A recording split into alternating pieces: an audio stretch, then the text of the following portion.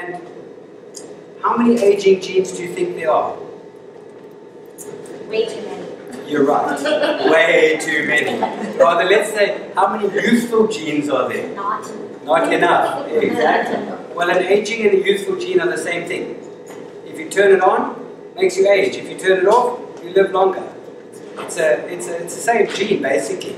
And either they turned on or they turned off. And in some of us, they're turned on more, and more of them are turned on, and others they turn off. So this is the key. How do we turn on and turn off? Not that easy.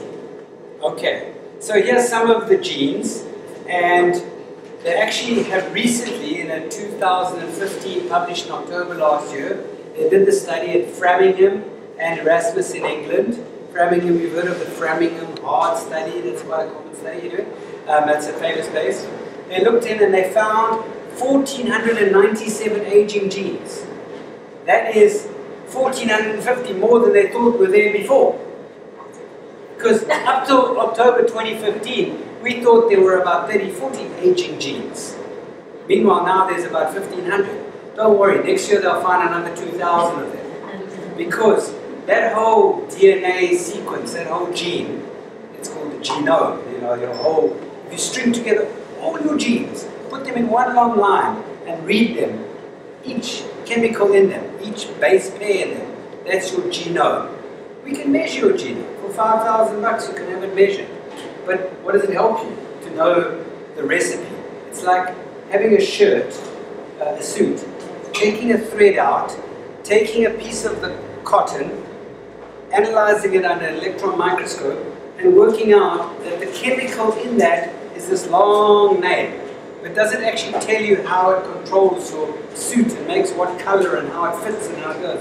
We don't know that. So we don't really know how the whole genome controls our body.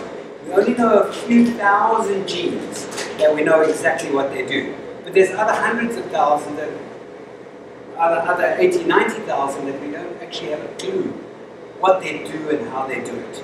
So this is the key. But at least we know there's about 1,500 of them suckers that control how we age. Now, we don't really know what to do with them, but at least we know that they're there. Okay.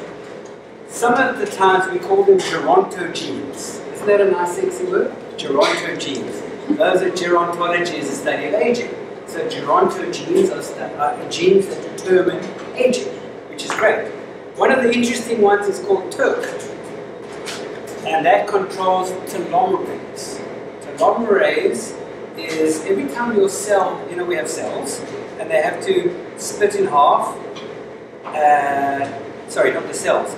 The DNA, the chromosomes have to multiply. When your cells split in half, the chromosomes have to split so that you've got, 46 in each cell.